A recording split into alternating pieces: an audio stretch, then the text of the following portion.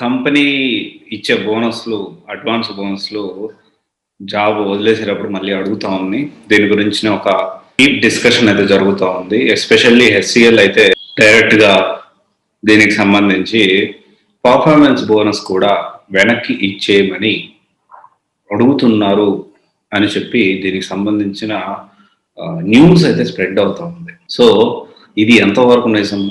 అసలు కంపెనీస్ బోనస్‌లు ఇస్తాయి. మనం తీసుకోవచ్చా? తీసుకోకుండా ఉంటే ఎలా ఉంటది పరిస్థితి? లేదు సున్నితంగా మనం దాన్ని తిరస్కరించొచ్చా? అంటే సున్నితంగా మనం వద్దు అని చెప్పొచ్చా? ఏంటి పరిస్థితి ఎలా ఉంది? దీని గురించిన ఒక డిస్కషన్. మనం ఏం చేయగలుగుతాం? సో, దీనికి సంబంధించి మనందరం ఒక జనరల్ ఇష్యూ దీని గురించి కొంచెం సేపు పక్కన పెట్టి, ఒక జనరల్ ఇష్యూ అనేది మనం మాట్లాడాలి. ఏంటి అంటే, రియాలిటీ నేను మాట్లాడతానండి. చాలా ప్రాక్టికల్‌గా మాట్లాడతాను. ప్రాక్టికల్‌గానే మనం ఆలోచిద్దాం. సో, చిన్నప్పటి నుంచి జనరల్‌గా ఏంటి అంటే, మనం క్లాస్‌లో గాని, లేకపోతే ఇంకెక్కడన్నా బయటికెళ్ళినా గాని, రైల్వే స్టేషన్‌లో గాని, లేకపోతే ఇంకెక్కడికన్నా ఎళ్ళినా, ఏమన్నా ఇష్యూ వచ్చినప్పుడు మన హాస్టల్‌లో ఉన్నప్పుడు గాని, ఇంకా ఎక్కడ సిట్యుయేషన్ ఏదైనా గాని, ఇష్యూ వచ్చినప్పుడు చాలామంది అంటే ఎగ్జాంపుల్ హాస్టల్‌లో ఫుడ్డే సరిగ్గా పెట్టట్లేదు. సరిగ్గా పెట్టకపోతే లేకపోతే అది హాస్టల్‌లో ఫుడ్ సరిగ్గా పెట్టట్లేదు. కానీ అది మనకి కొంచెం కన్వీనియంట్‌గా ఉంది. అంటే మన ఆఫీస్‌కి దగ్గరగా ఉంది. హ్మ్. సో, యాంబియన్స్ అది చాలా క్లీన్‌గా ఉంచుతున్నారు.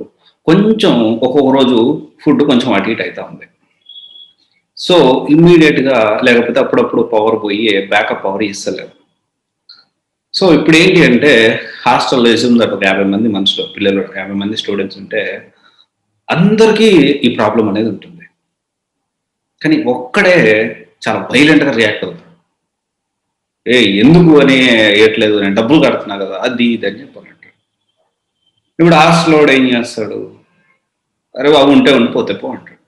ఎందుకంటే వీడి వల్ల మిగతా వాళ్ళకి రెవల్యూషన్ వచ్చి వాళ్ళందరూ అడుగుతారని చెప్పి. ఇది ఆ ఎఫెక్ట్ అనేది అడిగిన పర్సన్ మీదే పడుతుంది.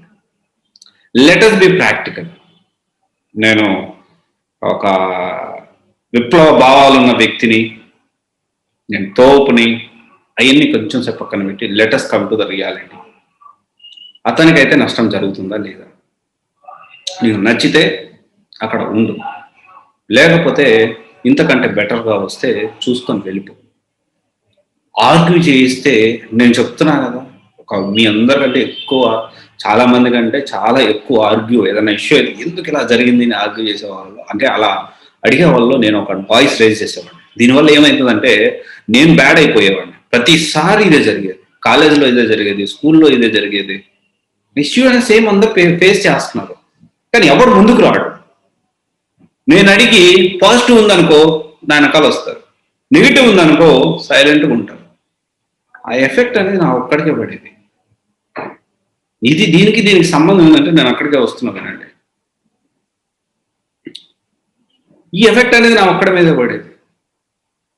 అట్ ద సేమ్ టైమ్ నేను ఇప్పుడు అలా అని చెప్పి మీరెవరు రెవల్యూషన్‌గా మాట్లాడొద్దు, రెవల్యూషన్‌గా చేయొద్దు అని నేను అనట్లేదు. ఆ రెవల్యూషన్‌గా మాట్లాడేటప్పుడు, ఆ స్టెప్ తీసుకునేటప్పుడు మీకు ఆల్టర్‌నేటివ్ ఉందా? ఒకడితో ఏది మూర్ఖంగా మొండికెళ్ళి గొడవ పెట్టుకోవడం కాదు. ఆ గొడవ పెట్టుకున్నప్పుడు లేకపోతే ఏదన్నా issue raise you are mentally prepared to go to another company or another మెంటల్‌గా ఇంక ప్రిపేర్ అయిపోయావు. అప్పుడు కుదిరితే చెయ్యి. నీకు నిజంగా చేయాలనిపిస్తే అప్పుడు రెవల్యూషనరీ చెయ్యి. అట్ ది సేమ్ టైమ్ నువ్వు కూడా ఎఫెక్ట్ అవ్వు. ఇక్కడ కంపెనీస్ అనేవి ఆహ్, పర్ఫార్మెన్స్ బోనస్ అయితే అడగడానికి వీలు లేదు. పర్ఫార్మెన్స్ బోనస్ అనేది యాక్చువల్లీ అది మనం బాగా మంచిగా ఇచ్చామని చెప్పి అది ఇచ్చే అప్రైజల్ కింద చెప్పొచ్చు. కానీ అడ్వాన్స్ బోనస్ అనేది తిరిగి వెనక్కి అడిగేదానికి రైట్ ఉంది. మనము ఆఫర్ లెటరు మీరు కావాలంటే ఎవరైనా ఎందుకంటే నాట్ ఓన్లీ హెచ్‌సీఎల్ అనే కాదు. ఎస్‌బీఐలో కూడా అడ్వాన్స్ ఇస్తారు. జాయినింగ్ బోనస్ ఇస్తారు. అన్ని చాలా జాబ్స్‌కి ఇస్తారు. ఐబీఎంలో ఇస్తారు. ఎక్సెంచర్‌లో ఇస్తారు. వాళ్ళ రోల్‌ని బట్టి జాయినింగ్ బోనస్ 50,000, 1,00,000, 1,50,000 ఇస్తారు. అది అంటే మనము నిజంగా ఒకవేళ మనకి ఖచ్చితంగా ఇంకొకటి ఏంటి అంటే, మనం అప్పుడు దాకా కొంచెం జాబ్ లేకుండా ఇబ్బంది పడి ఉంటాం కాబట్టి, అది జాయినింగ్ బోనస్ తొందరగా తీసేసుకోవాలి. తీసేసుకుంటే దేనికో దానికి ఉపయోగపడతాయి కదా! జస్ట్ కొంచెం బ్రీత్ తీసుకోవచ్చు కదా! మనం కూడా తీసుకుంటాం మన అవసరం కొద్దీ. మరి వెళ్ళేటప్పుడు అవి ఖచ్చితంగా వాళ్ళు అడిగే అగ్రీమెంట్‌లో ఉంటది. మీరు సైన్ పెట్టేటప్పుడు ఉంటుంది. ఇచ్చేయాలి మరి. దాని గురించి మనం ఆర్గ్యూ చేయడం కూడా time waste. It will effect your career అండి. 2 సంవత్సరాలు కష్టపడి పని చేసినాం. 3 సంవత్సరాలు కష్టపడి పని చేసినాం. అవసరం మనది. మన ఆఫర్ లెటర్ కావాలి. రిలీవింగ్ లెటర్ కావాలి. ఆఫర్ లెటర్ ఉండుంటది. రిలీవింగ్ లెటర్ కావాలి. పే స్లిప్స్ కావాలి. మళ్ళీ వెరిఫికేషన్‌కొస్తే అవును ఇక్కడ పని చేశాడని చెప్పి వాడు చెప్పాలి. ఇవన్నీ కూడా ఉంటాయి కదా! ఇవన్నీ మనం ఎందుకు ఆలోచించట్లేదు? నేను అందరిని మీరేం రెవల్యూషన్ ఏం చేయొద్దు. సైలెంట్‌గా ఉండండి. వాళ్ళు ఎట్లా తొక్కితే అట్లానే పోండి అని నేను అనట్లేదు. కానీ ఒకసారి ఆలోచించండి. మూర్ఖంగా ఏదన్నా డెసిషన్ తీసుకునేటప్పుడు ఏదైనా ఫ్రంట్ అడుగు దూకడం ఒకటే కాదు. నేను బాగా నాకు యుద్ధం చేయాలని ఉంది. నేను పార్టిసిపేట్ చేస్తాను. నీ దేశం కోసం ఏమన్నా ఇయ్యాలని ఉందని చెప్పి మూర్ఖంగా బుల్లెట్‌కి ఎదురెళ్ళడం అవసరం లేదు. చాకచక్యంగా మనము చేసే పని చేయాలి.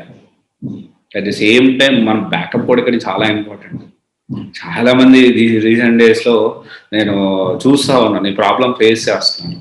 ఈ జాయినింగ్ బోనస్ అనేది ఒకవేళ వద్దు అనుకుంటే సున్నితంగా తిరస్కరించండి. ప్రజెంట్ నాకు అవసరం లేదు సార్, నేను అవసరమైనప్పుడు అడుగుతాను చెప్పొచ్చు. మనకు ఆ ఆప్షన్ ఉంటుంది. బట్ ఇక్కడ ఇంకొకటి రైజ్ అవ్వచ్చు పాయింట్. ఈ జాయినింగ్ బోనస్ వద్దంటున్నాడంటే రేపు వెళ్ళిపోతాడేమో చెప్పకుండా. అలాంటి కాన్సెప్ట్ ఏమి ఉండదండి.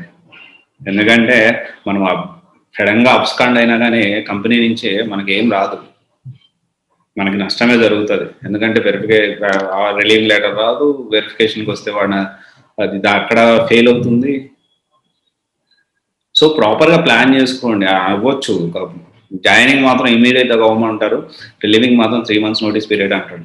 ఎవడైనా ఏ కంపెనీ అయినా మాక్సిమం 2 నుంచి 3 నెలలు ఉంటుంది. According to like supreme court దీనికి సంబంధించిన ఎగ్జాక్ట్ తెలియదు. బట్ ఆర్డర్ అయితే ఒకటి ఉంది. 1 month ఇస్ సఫిషియంట్ అని అన్నారు. కానీ అది ఎవడు పాటిస్తాడు? ఆ ఎంప్లాయీ వెళ్ళి నాకు 3 నెలలు నోటీస్ పీరియడ్ లేదని చెప్పి మళ్ళీ సుప్రీంకోర్టులో వెళ్ళి కేసు వేసే పరిస్థితి అయితే ఉండదు కదా. సో ఇవన్నీ మనం ఆలోచించండి. సో ఒకవేళ జాయినింగ్ బోనస్ ఇస్తే తీసుకోండి. కానీ గుర్తుపెట్టుకోండి, ఎప్పుడైనా కానీ కంపెనీస్తో ఎప్పుడు మనం గొడవ పెట్టుకోకూడదు. అది ఎప్పటికైనా మనకు చేయటం. నచ్చితే ఉండడం, నచ్చకపోతే వెళ్ళిపోవడం. అది అసలు ఉద్యోగమే నచ్చకపోతే నీకు గట్స్ ఉంటే ఒక బిజినెస్ పెట్టుకో. ఈ ఆర్గ్యూ చేయడం వల్ల మన కెరియర్ డ్యామేజ్ అవుతుంది. కొంచెం ఆలోచించండి. ఇది నువ్వు ముందుకు వెళ్తావు, మిగతా వాళ్ళందరూ వెనకాల నేను తోస్తారు. అరే బాబు వెళ్ళురా, ఏదో ఒకటి మాట్లాడాలి. వాడెవడో అన్నోడు వచ్చి మాట్లాడే. సో ఇది ఒకసారి ఆలోచించండి. సో జాయినింగ్ బోనస్ అనేది మనము తిరస్కరించవచ్చు. ఓకే, మనం వద్దని చెప్పొచ్చు, ఏ ప్రాబ్లం ఉండదు. అండ్ ఒకవేళ రిలీవింగ్ తీసుకునేటప్పుడు మాత్రం please be careful with the company. ఇంకా చెప్పాలి అంటే కంపెనీలో ఉన్నప్పుడు కంటే వదిలేసేటప్పుడు ఇంకాస్త జాగ్రత్తగా మనం బిహేవ్ చేయాలి. ఇది చాలా షార్ట్ ఫిలిమ్స్లో వాటిలో వచ్చినట్లు నేను నోటీస్ పీరియడ్లో ఉన్నా, నన్ను ఎవడేం చేయలేడు, నేను నా ఇష్టం వచ్చినట్టు బిహేవియర్ చేస్తా అంటే ఇబ్బంది పడతారు. వాళ్ళ చేతుల్లో కూడా ఉన్నాయి మరి అస్త్రాలు. ఓకే, సో ఇది ఒకసారి ఆలోచించండి.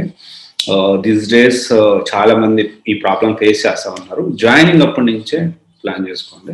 ఒకవేళ if you're not willing to take, అవసరం ఉంది అంటే తీసుకోండి, అవసరం లేదంటే మాత్రం please try to ignore if possible. Okay, thank you. This is Raj signing off CVC Guidance Private Limited, one stop solution for all the appointed courses. Thank you.